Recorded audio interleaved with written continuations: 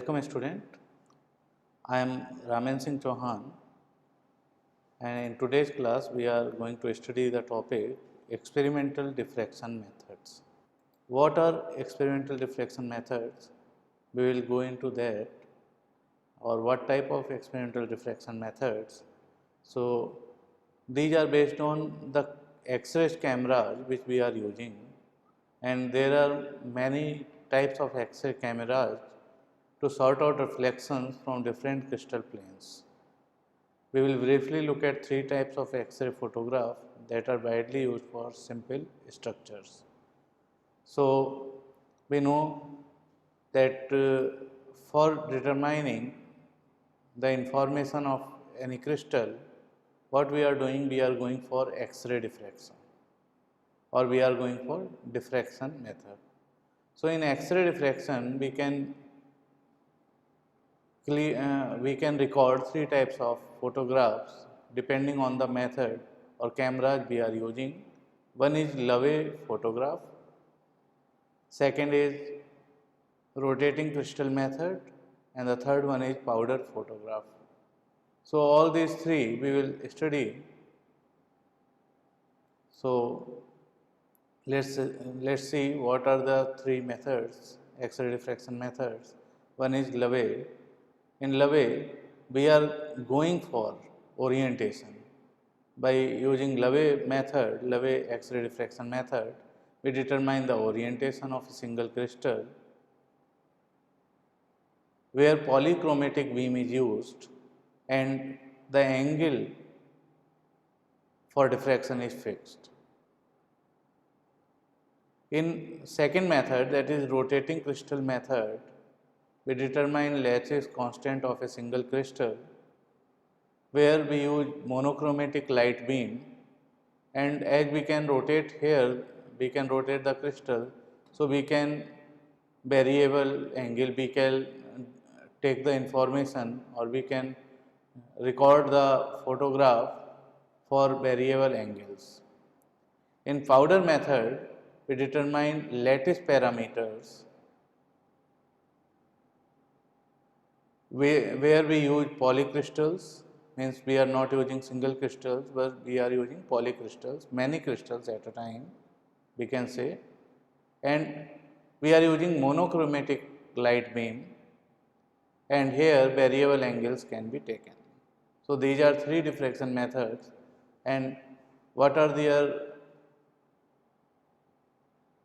types or what information they are giving, that is shown in this diagram.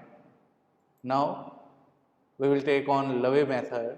The Lave method is mainly used to determine the orientation of large single crystals, while radiation is reflected from or transmitted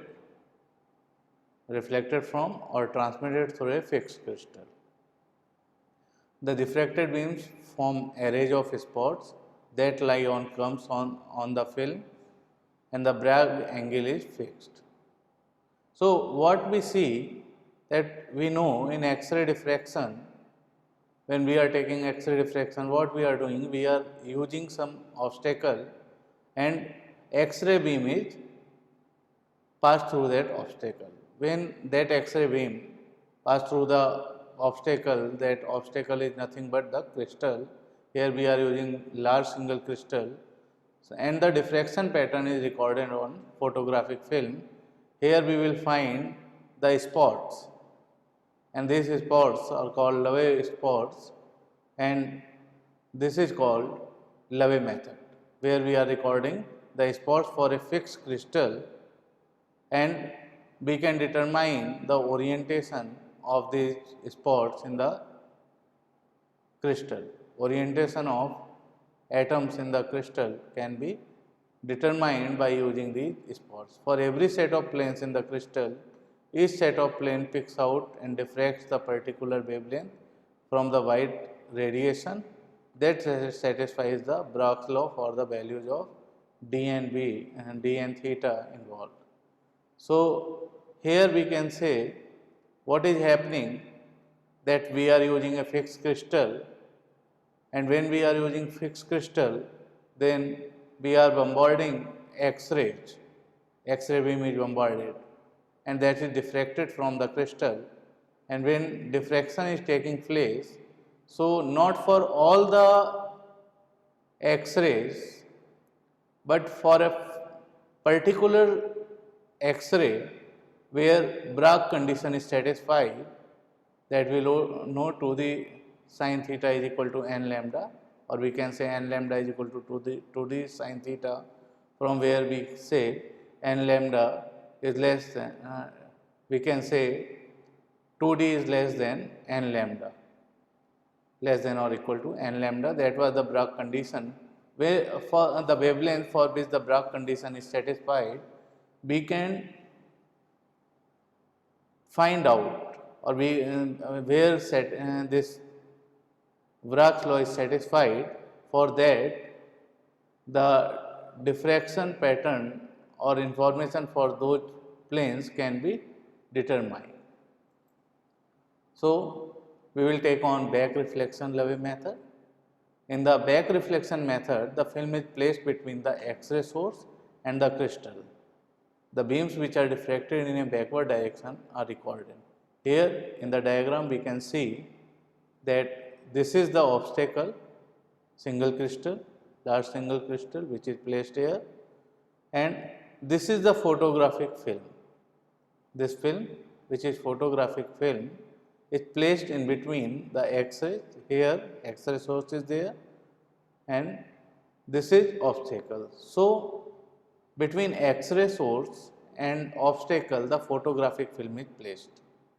Now, what is happening when this beam is passed through the photographic film and then it is diffracted from this single crystal, then on the back side, why we are saying that back reflection? Because the diffraction which is happening at the back side, that diffraction is being recorded.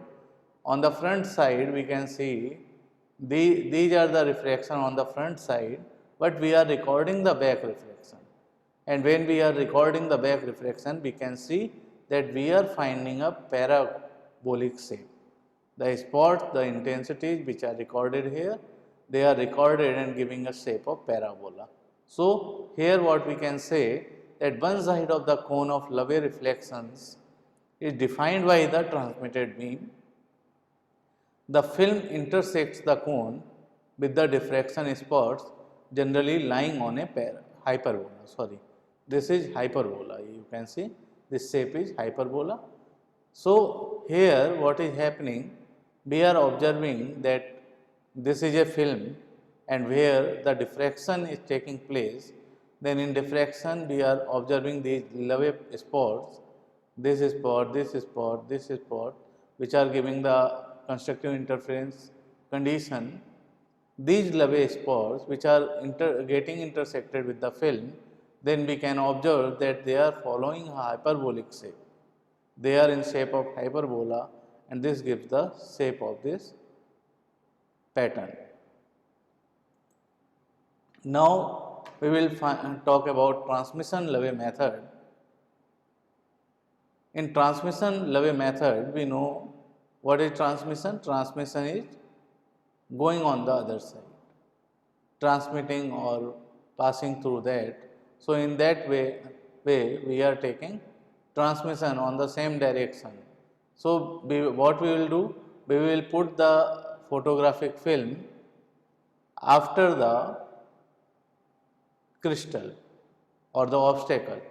So, in the transmission Levy method, the film is placed between the crystal, behind the crystal to record beams which are transmitted through the crystal. So, here what will happening? We will find the cone of diffraction. Diffraction cone is there, and in this diffraction cone, when the intersection will take place on the transmitted side, then what we will find? We will find the pattern of the transmitted side on the film, and this will give the spots which are having the Levy spots which are forming a intersection in the form of a circle and which is giving the surface of the cone. So, In the transmission-Levy method, the film is placed behind the crystal to record beams which are transmitted through the crystal. One side of the cone of Levy reflections is defined by the transmitted beam. The film intersects the cone with the diffraction spot, generally lying on an ellipse.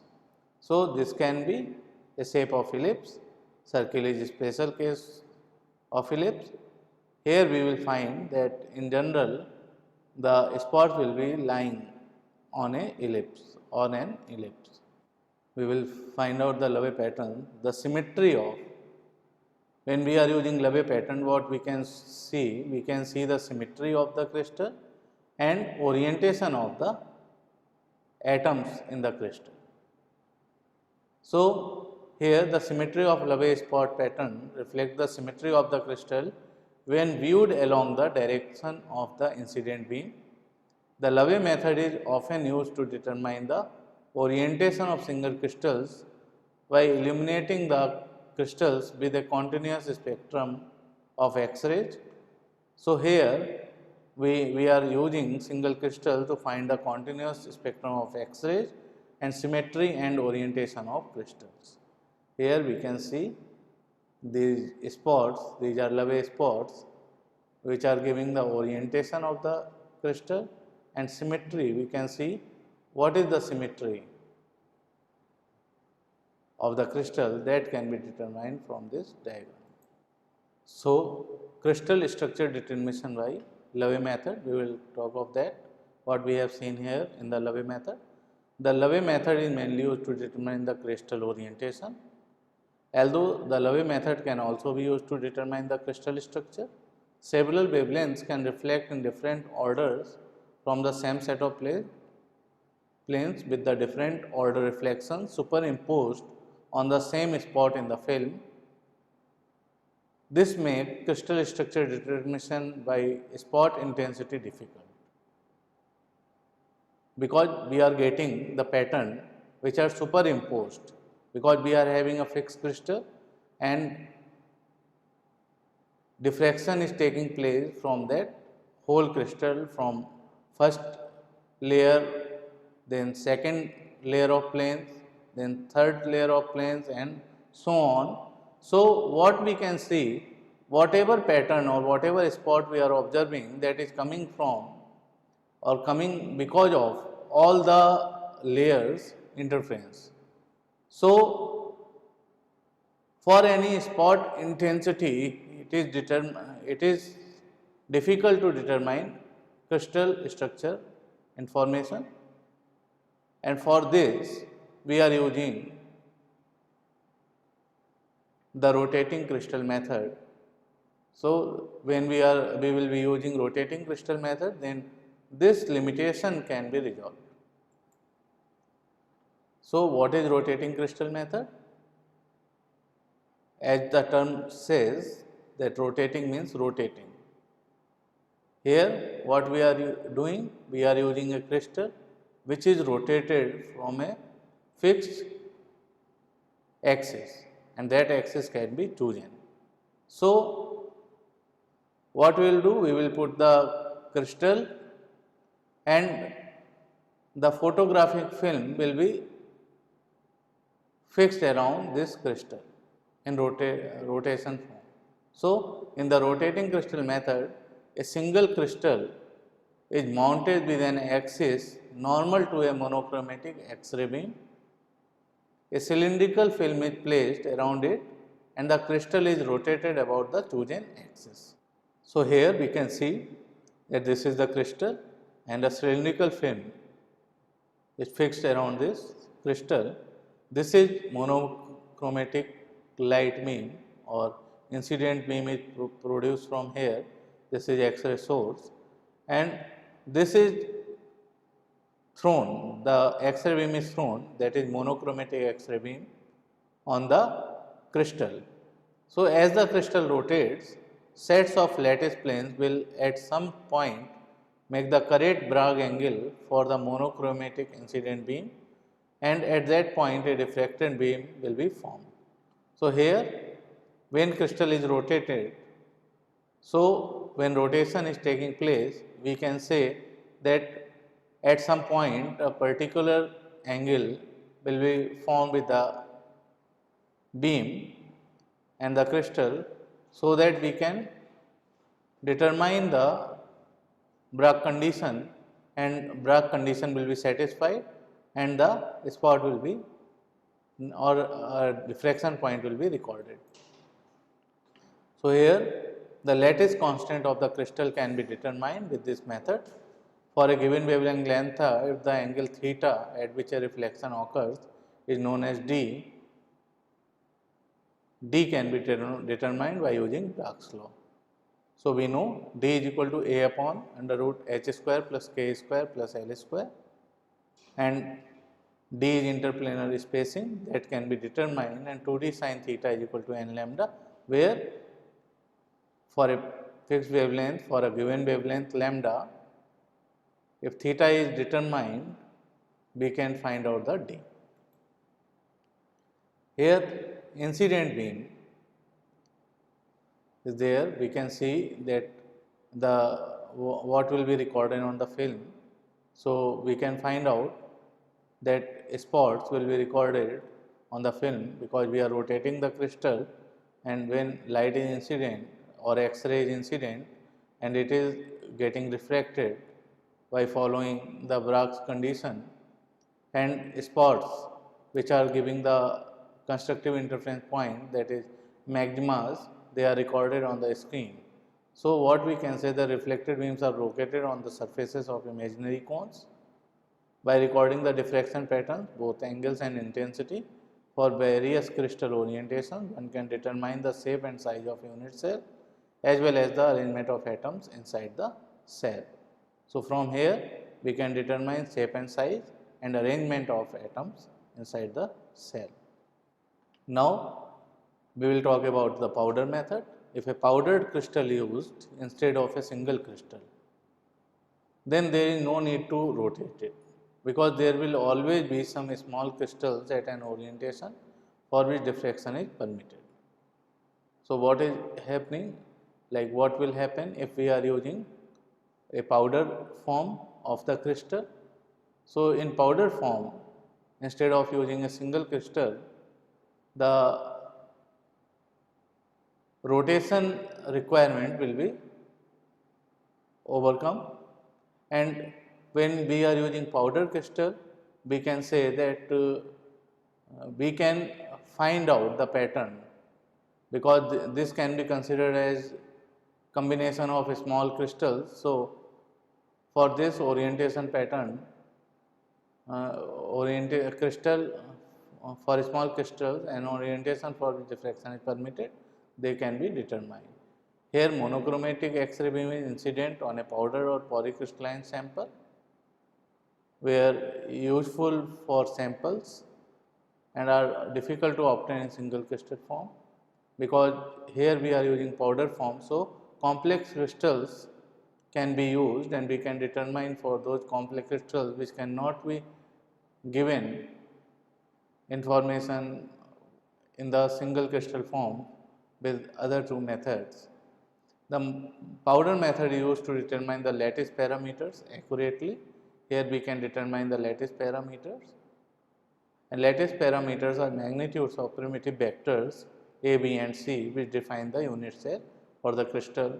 We know that what are lattice parameters? We have studied in previous lectures that lattice parameters are A, B and C, the magnitudes of A, B and C. Here for every set of crystal planes, by chance one or more crystals will be in the correct orientation to give the correct Bragg angle to satisfy Bragg's equation. Here we are using powder form. So, we can say when X-rays are incident, then for some particular crystals Bragg condition will be satisfied, because we are using combination of small crystals, because powder can be considered as combination of small crystals. So, there with some specific or with some particular crystals, the Bragg condition will be satisfied, and we will find out the pattern, we will find out the diffraction spot.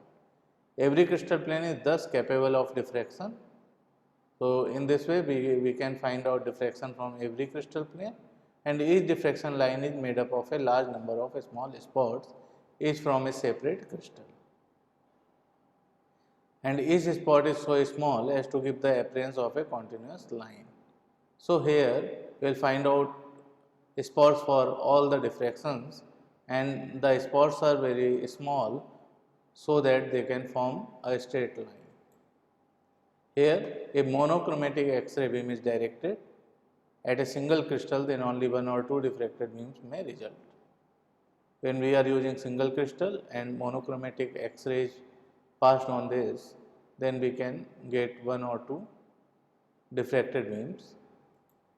Now, here for a sample of several randomly oriented single crystals, the diffracted beams will lie on the surface of several cones. Here this is multiple crystal, number of crystals which are here in this form, and they are using as an obstacle. When light is when X-ray is passed on this, then we will find different diffraction cones. These are shown, these are different diffraction cones because of all these crystals in forward and backward directions. Here for a sample of hundreds of crystals, powdered sample, the diffracted beams form continuous cones. A circle of film is used to record the diffraction pattern. Each cone intersects the film, giving diffraction lines.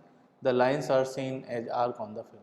Here we can see we are using multiple, like around 100 of crystals here in the powder form, and we are using the film, the photographic film, which is encircled around this crystal. And when X-ray is passed and then diffracted, then the diffraction pattern will be observed on this encircled photographic film, where we will find the lines in the form of, or the diffraction lines will find the form of arcs. That can be seen here. Here we are finding these arcs and these spots from where incidental X-rays passed. Then we will find holes. So, a small amount of powder material sealed into a fine capillary tube made from glass that does not diffract X-ray. Here what we are doing, we are using powder form here in this capillary tube, and this capillary tube is made of glass which will not diffract the X-rays, but the powdered form of the crystal will diffract the X-rays.